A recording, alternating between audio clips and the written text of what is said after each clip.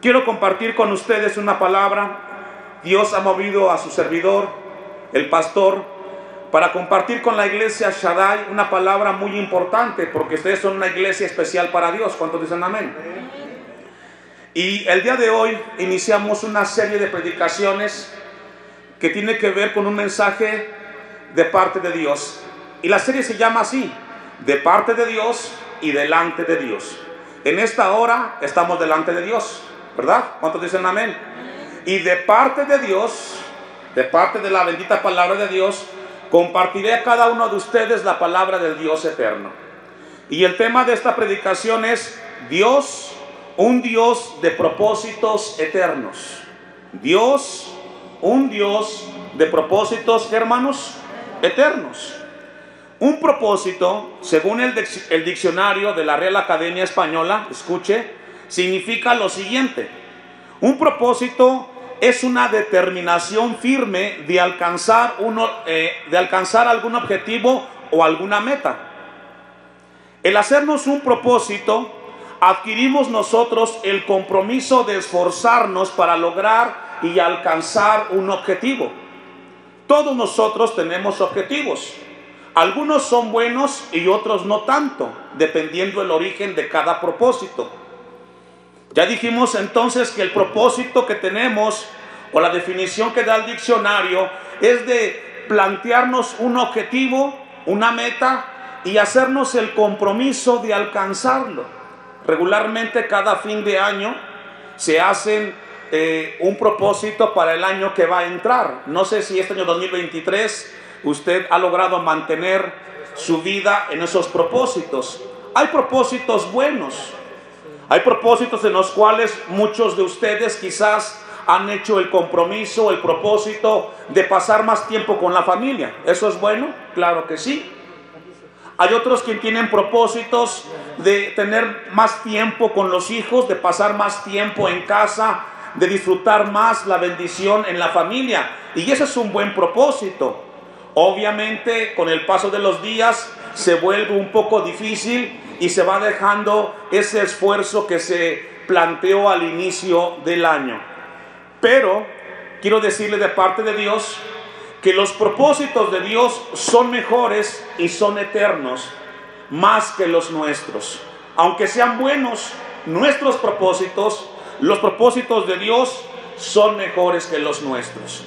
Voy a pedirle que vaya conmigo a Juan, el Evangelio de Juan, capítulo 9, versículo 1 en adelante. Y vamos a ver con la ayuda de Dios la diferencia entre los propósitos de nosotros, sus hijos, los cristianos, los hombres, y los propósitos eternos de Dios. Dice Isaías 55 que los caminos de Dios son más anchos que los nuestros, y los pensamientos de Dios son más altos que los nuestros. Esto nos habla que la palabra de Dios está por encima de lo que pensamos o lo que creemos cada uno de nosotros. Juan capítulo 9, versículo 1. Tenemos un evento en el ministerio de Jesús. Un hombre ciego de nacimiento. Dice el versículo 1, ponga su vista con atención ahí. Al pasar Jesús vio a un hombre ciego, ¿de qué? Qué difícil es nacer con una discapacidad, ¿verdad? Qué difícil. La vida se vuelve cuesta arriba, adversa, y es el caso de este hombre. Usted es bendecido, hermanos. Si tiene vista, dile a Dios gracias. Si puede caminar, si puede pensar, si puede actuar, dile a Dios gracias, porque es una bendición tener facultad para hacerlo.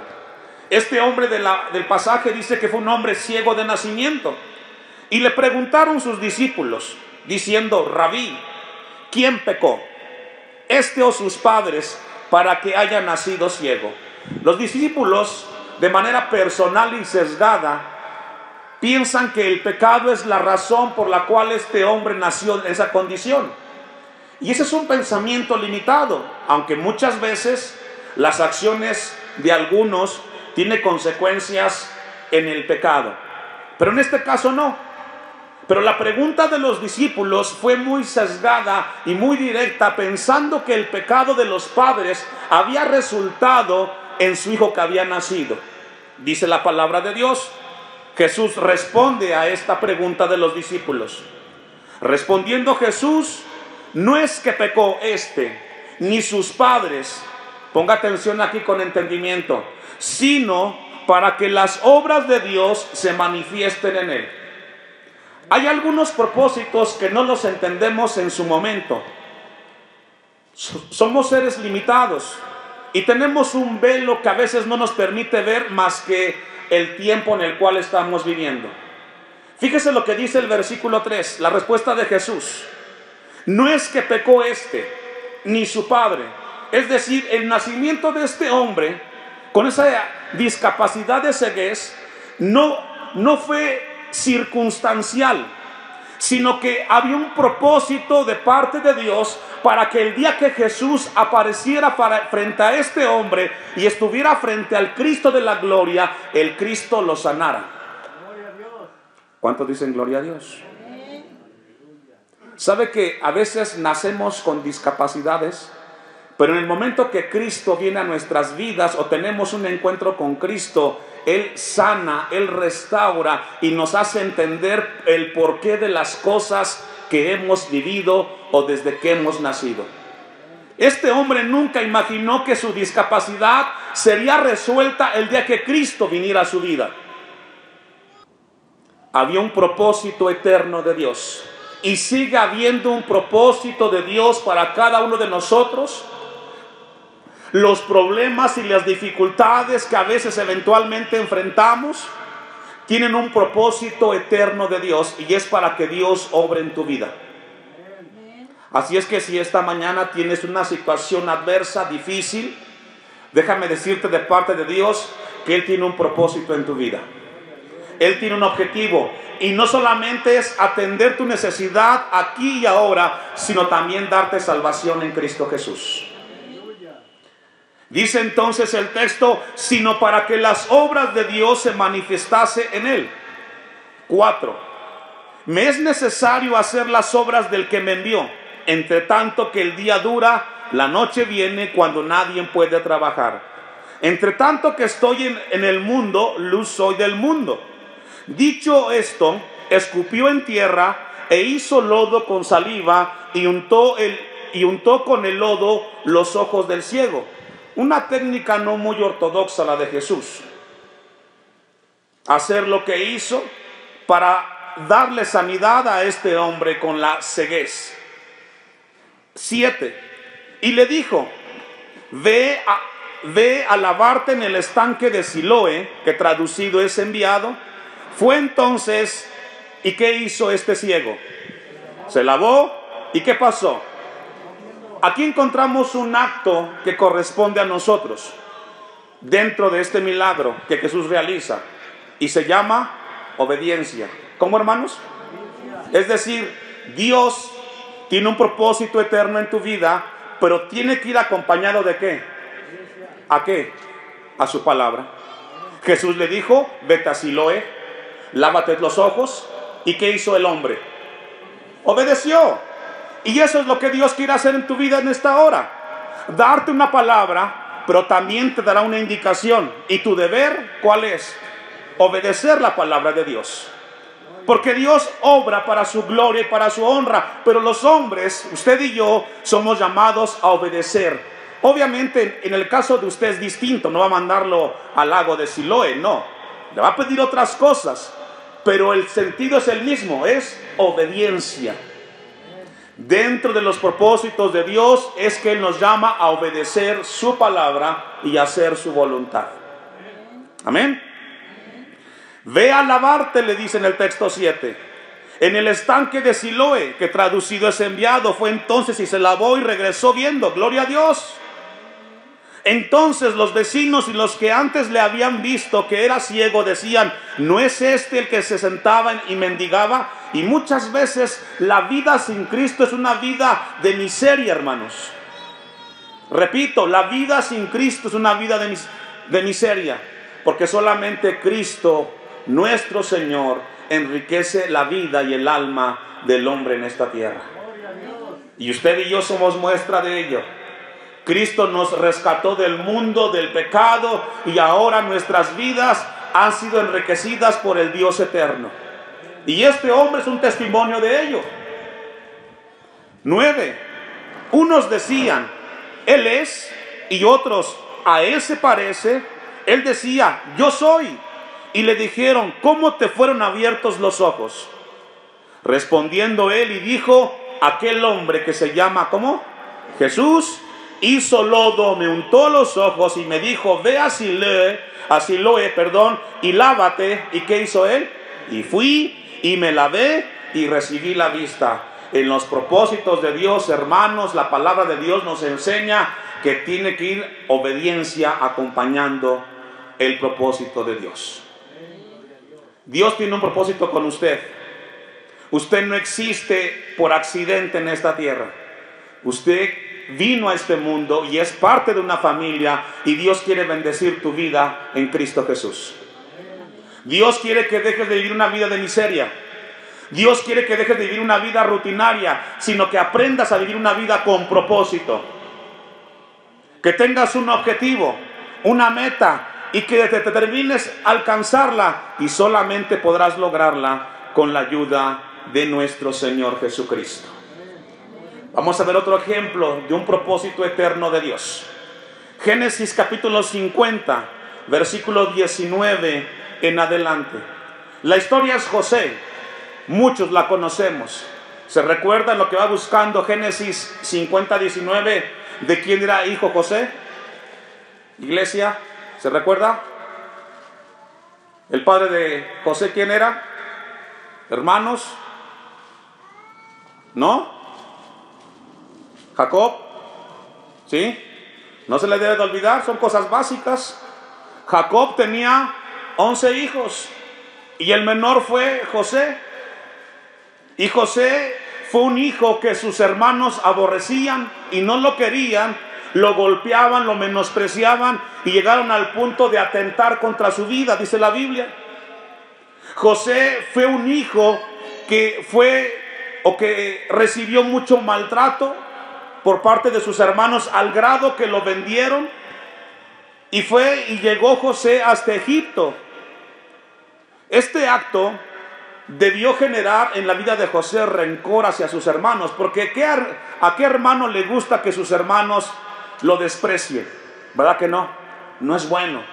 Sin embargo, la vida de José fue difícil.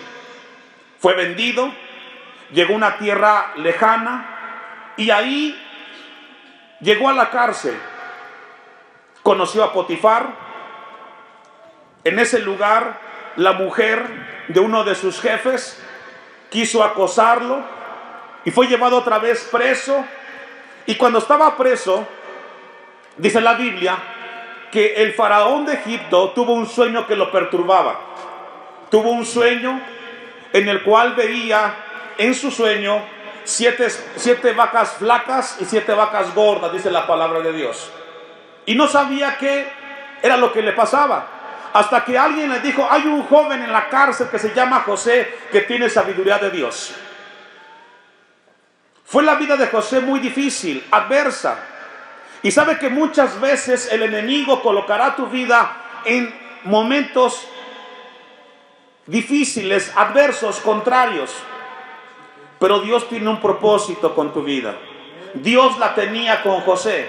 Y ese fue el momento de José cuando tuvo el sueño este faraón, porque entonces lo trajeron de la cárcel y estuvo frente a faraón y le dijo el sueño o su interpretación. Todos sabemos la historia, ¿verdad? ¿Cuál es la historia? 7 vacas flacas, ¿qué significan? 7 años de escasez. ¿Y las vacas gordas? ¿Y cuál fue el mensaje que José le dio al faraón? Que cuando tuviera los 7 años de vacas gordas, de abundancia, que hiciera ¿qué? Que ahorrara, que llenara los graneros, que iba a haber una gran cosecha, para que cuando viniera el tiempo de escasez tuviera para poder alimentar a su pueblo. Y allí encontramos un principio. La vida tiene altos y tiene bajos. Cuando te vaya bien en las finanzas, no te lo gastes, ahórralo, porque vendrán tiempos de escasez y te va a hacer falta lo que hoy estás recibiendo. Eso es sabio. Entonces el faraón le dice a José, encárgate tú de llevar a cabo esta tarea. José lo hace y viene la hambruna del sueño, viene la escasez de alimentos, y Jacob con sus hermanos también fueron afligidos por la hambruna. Jacob entonces envía a sus hermanos de José para buscar alimentos, y es cuando se presentan estos hermanos que un día lo golpearon, lo vendieron y estaban frente a su hermano. Ya no era un joven, era un hombre hecho y derecho, con una posición importante. Aprendemos algo de esta historia, que si Dios está en tu vida, no importa qué tan grande sea la adversidad, Él cuidará de ti. Porque Él tiene un propósito eterno, y es cuidar y guardar y preservar a su pueblo. ¿Cuántos son pueblo de Dios, hermanos? Dice entonces el versículo 19, le resumí la historia. Y les respondió José. Aquí están los hermanos que venían a buscar alimento frente al segundo después del faraón.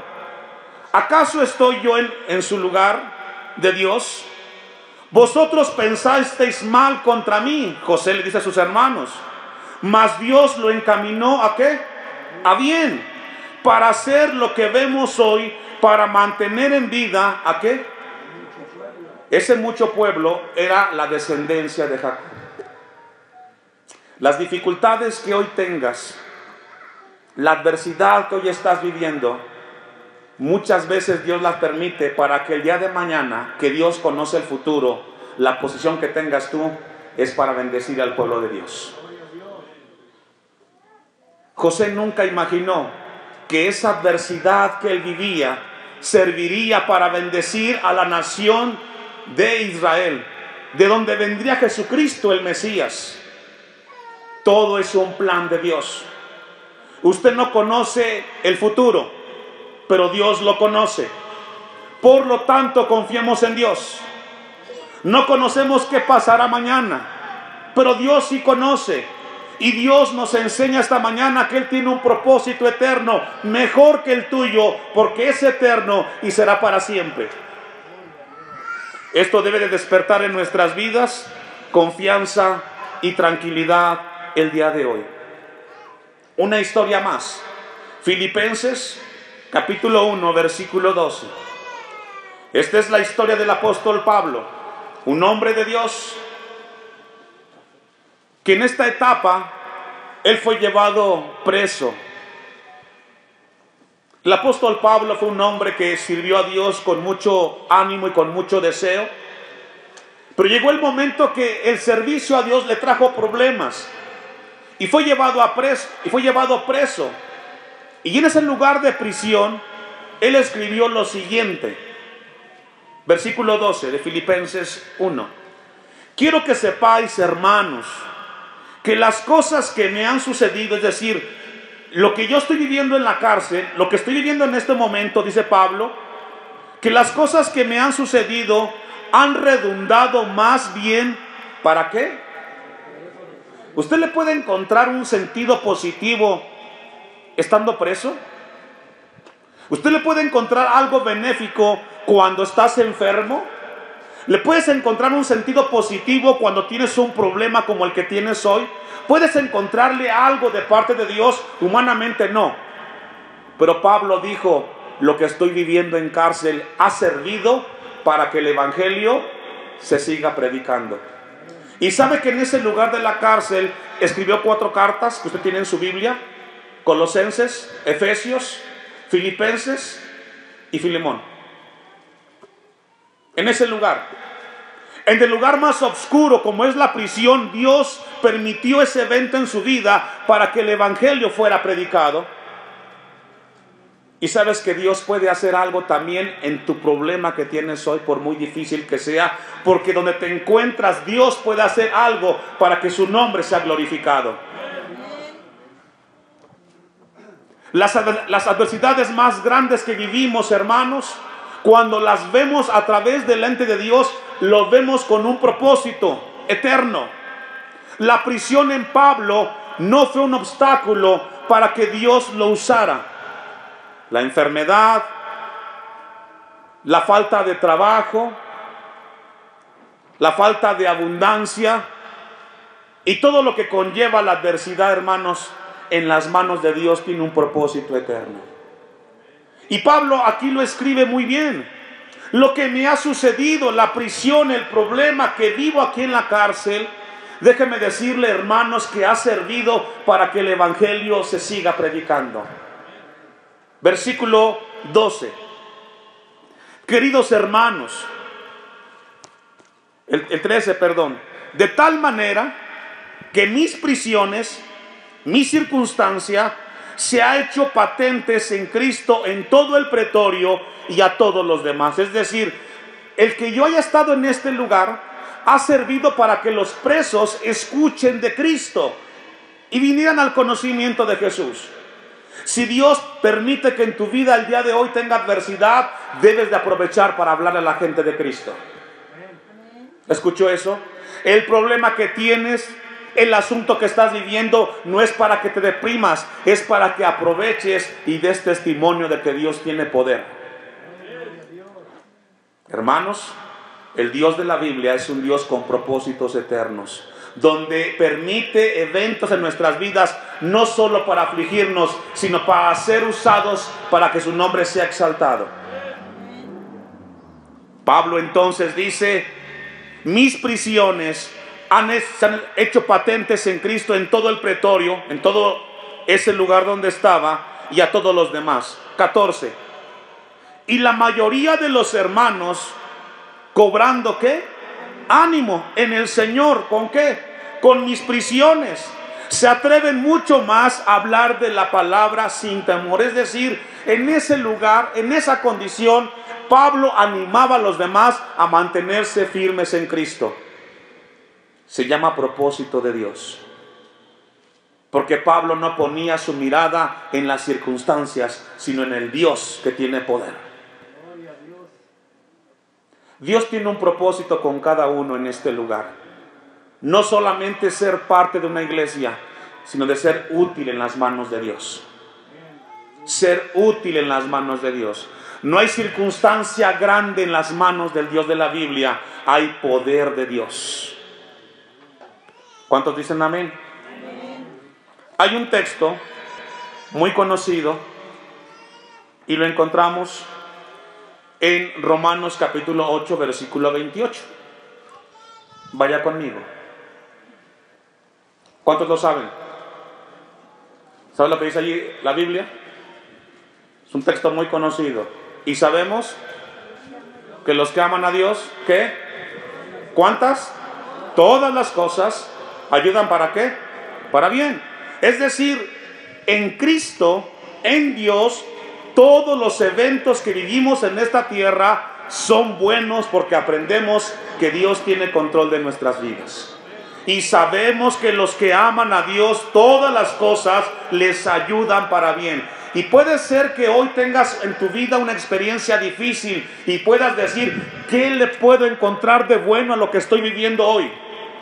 ¿Qué de bueno tiene todo esto? Déjame decirte de parte de Dios que todo lo que vivimos tiene un propósito eterno. ¿Y sabe cuál es?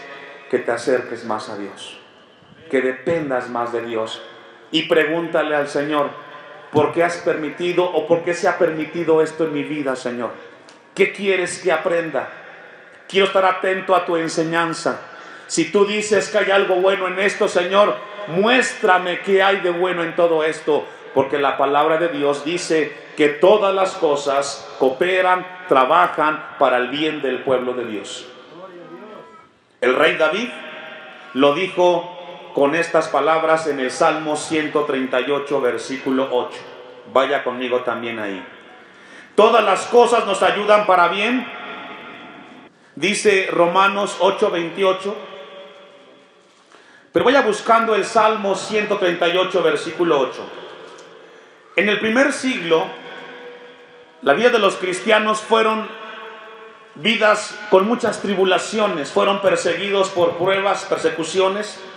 Y en el tiempo del primer siglo aparece por primera vez una palabra en el lenguaje cristiano que es llamado providencia.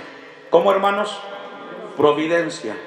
Y la providencia de Dios nos habla de que Dios articula los eventos que vivimos para que Él cumpla su propósito en la vida del cristiano. La providencia, repito, son los actos que nos rodean, que vivimos, que Dios los enlaza, los articula para que cumplan el propósito de Dios en nuestras vidas.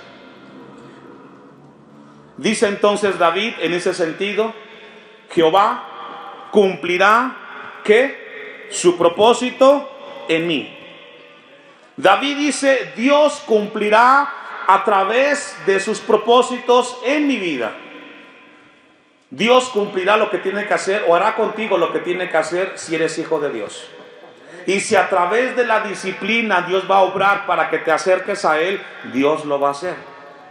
Pero Él va a cumplir su propósito que ya estableció eternamente.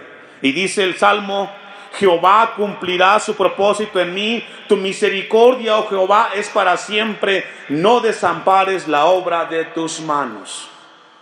Amados hermanos, Dios tiene un propósito con la iglesia en este lugar. Y Él cumplirá ese propósito en este lugar, en tu vida, y tiene que ser para su gloria y para su honra. ¿Cuántos dicen amén? Ahora, no solamente vemos ejemplos de hombres, de mujeres en la Biblia, sino que el mismo Jesucristo fue parte de ese propósito eterno de nuestro Dios. La muerte del Señor Jesucristo fue también con un propósito de parte de nuestro Creador. Vamos a ir a Colosenses capítulo 1, versículo 20. La muerte de Jesús es otro ejemplo de un propósito que cumplió Dios en esta tierra. Colosenses capítulo 1, versículo 20. Todos sabemos que la muerte de Jesús fue algo injusto. Humanamente no se logra entender cómo un grupo de religiosos conspiraron para que crucificaran a Jesús, el Mesías. Dice el apóstol Pablo en Colosenses 1:20, y por medio de él reconciliar consigo todas las cosas, así las que están en la tierra como las que están en los cielos, haciendo la paz mediante la sangre de, ¿qué dice, hermanos? ¿Cuál era el propósito de la muerte de Jesús? ¿Sabe cuál era? Reconciliarnos con Dios. A través del sacrificio de Jesús y de la resurrección es como se lleva a cabo la reconciliación del hombre pecador con el Dios creador 3 veces santo. ¿Fue difícil para Jesús dar su vida? Claro. Pero Dios sacó un beneficio mayor de esa muerte. Y el beneficio mayor es de que ahora usted y yo tenemos la bendición de ser salvos por la eternidad en Cristo Jesús. Así es que de la adversidad más grande Dios puede sacar cosas mejores, porque Él tiene control del futuro.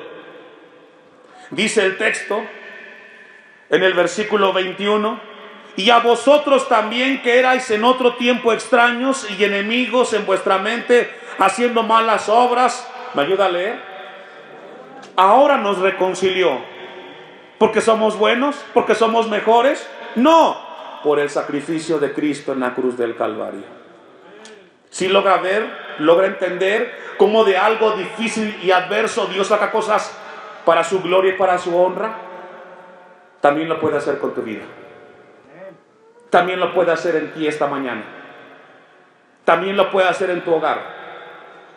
Que lo adverso lo transforme para su gloria y para su honra. Por eso Pablo dice en el texto 21, ahora nos reconcilió, ahora tenemos la bendición de estar cerca de Dios. Versículo 22, en su cuerpo de carne, por medio de la muerte, para presentaros santos y sin mancha e irreprensibles delante de Dios. Nuestra redención dependió y depende de esa resurrección de Cristo en la cruz del Calvario. Ese es el Dios de la Biblia, la providencia de Dios articulando y cómo Él hace cosas grandes. Vamos a concluir en un ejemplo más. Mateo 8, versículo 24. en adelante. Mateo capítulo 8, versículo 24. La historia es los discípulos en la barca. Están a punto de naufragar. Y dice el texto 24: y aquí se levantó en el mar una tempestad tan grande que las olas cubrían la barca, pero él dormía, Jesús dormía. El evento aquí trascendental es la tempestad. Y la tempestad representa en la vida del hombre momentos de lucha y de prueba. Las tempestades vienen cuando menos lo esperas. Si esta mañana en tu vida y en tu familia hay tranquilidad, dale a Dios gracias. Pero vive preparado, porque en cualquier momento puede venir la tempestad y aquello que está en control se puede perder el control. No porque Dios no cuide de nosotros, sino que la vida del hombre en esta tierra son momentos de pruebas y de luchas constantes. Pero si esta mañana en este lugar has llegado a este lugar con una tempestad en tu vida, déjame decirte de parte de Dios esta palabra que vamos a leer a continuación. La tempestad, versículo 25: y vinieron sus discípulos y le despertaron diciendo: Señor, sálvanos que perecemos. La pregunta que surge aquí: ¿por qué no buscaban a Pedro, o a Juan, o a Santiago? Estaban más cerca que Jesús y estaban despiertos. Pero encontramos que los discípulos fueron a buscar a Jesús para que les ayudara con la tempestad que estaban viviendo. Y aquí aprendemos algo: hay problemas en la vida en los cuales no tiene el hombre la capacidad para resolverlos, solamente Cristo. Hay problemas y dificultades en la vida que no está en las manos de los hombres la solución, solamente en Cristo Jesús. Por eso los discípulos buscaron en aquel que puede resolver el problema en ese momento. Y ese Cristo está en este lugar.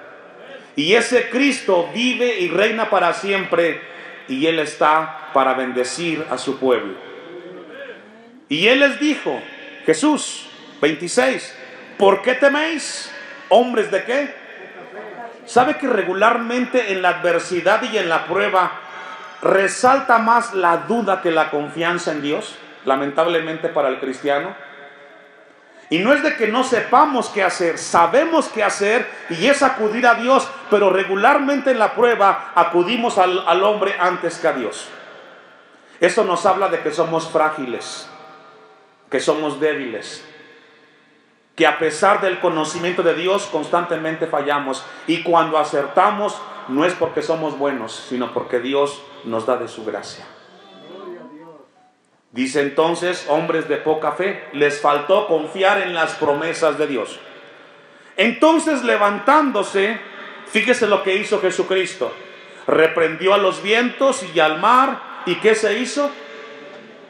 Ese es el Dios que tiene propósitos con usted esta mañana en este lugar. De parte de Dios y delante de Dios. Solo Cristo puede calmar la tempestad que tú tienes en tu vida. Solamente Cristo tiene la autoridad para transformar y hacer aquello negativo en algo positivo para su gloria y para su honra. Él tiene el poder.